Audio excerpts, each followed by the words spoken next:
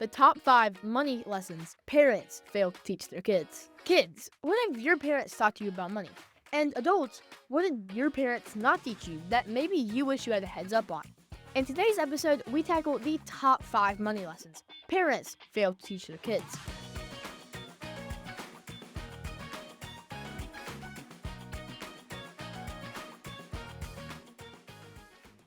So, you got some cash, maybe from an allowance, or that money your grandma gave you for your 7th birthday. Here you go, sweetie.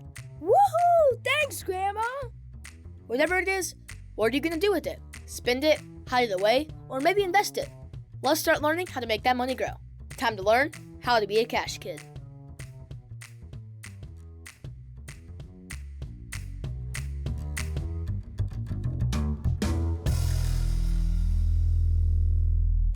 Hey everyone, welcome back to the Cash Kid Podcast, where we teach kids and teens, and even some adults, how to earn, save, and invest money. I'm your host, the Cash Kid, and today we're diving into something that's been on my mind for a while now.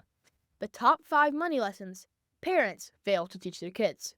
And don't worry, if you're a parent listening, this isn't about making anyone feel bad. It's about all of us learning about how to be better and be set up for the next generation of success. So, let's get into it. Alright, number 1. Not teaching the value of money and hard work. One of the biggest mistakes I see is when parents just give kids money without connecting it to any effort. It sounds awesome, right? Free money. But the problem is it teaches kids that money just appears without work. I'm not referring to money they get for a birthday or holiday. It's the scenario of them asking for money and you just freely handing it over. It's like if a teen knocked on your door and said they would mow your lawn for $50. You pay them, and then they just walk away. You lost money, and you still need to mow your lawn. How can we fix that? Tie money to chores and responsibilities around the house. Encourage us to earn money through side jobs, like mowing lawns, dog walking, or babysitting. And share stories about your own work. Kids learn a lot by hearing how you make and manage your money. When kids understand that hard work equals reward, we start respecting money and ourselves a lot more. Plus, we're less likely to be willing to give up or spend our money on unnecessary items, as we know how hard it was to earn that money in the first place. Number 2, not talking about budgeting and saving. You hand the kid $20, and 10 minutes later, it's gone. Sound familiar? That's because budgeting and saving don't come naturally. There are skills that have to be taught, but there's a simple fix. Teach us to split our money into save, spend, and give jars. This will help us set real savings goals, like saving up for a bike or a cool gadget. And most importantly, it explains the difference between needs and wants. We need food, but we want the latest on-class shoes or clothes. There's a big difference. Greenlight is an app that I use to set up, save, spend, and give categories.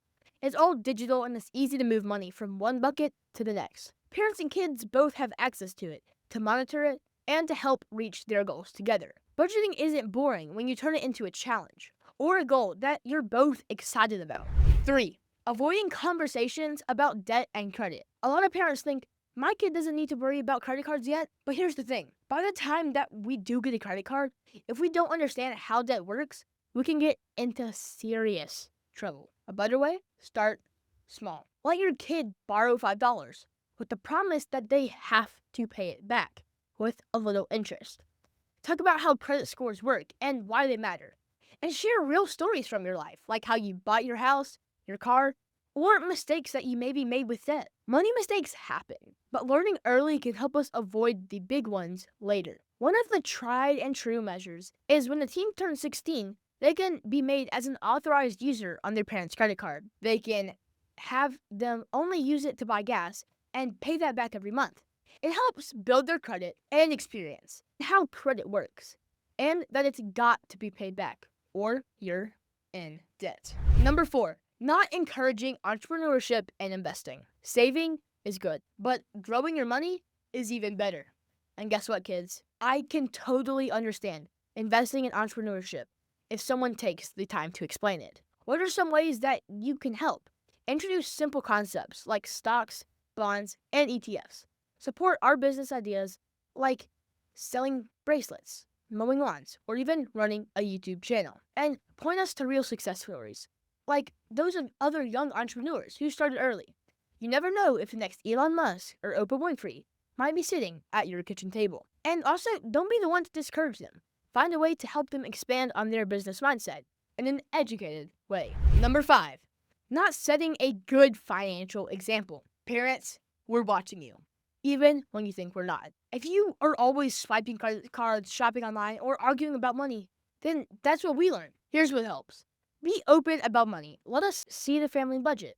Talk about savings goals you're working on. And let us be part of little decisions, like picking cheaper groceries or planning a budget-friendly family outing. The more we see smart money moves in action, the more likely we are to copy them. And be honest with us.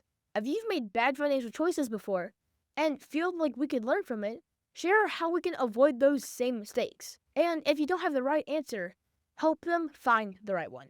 Maybe do an activity together or research it online to get an actual idea. All right, Cash Kids, at the end of the day, parents don't have to be perfect about money, or they don't have to be perfect to raise financially smart kids.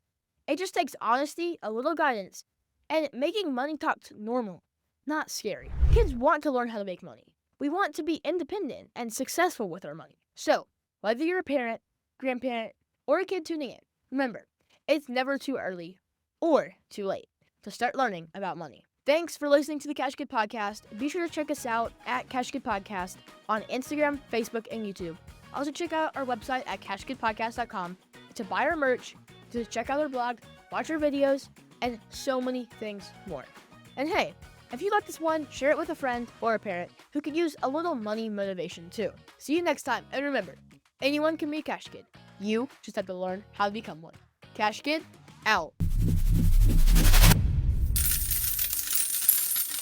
The information presented represents the views and opinions of the guest. This podcast does not intend to provide personal investment advice. This content has been made for informational and educational purposes only. To make a full and informed investment decision, we advise you to speak with a financial advisor. And for kids, definitely your parents first before investing.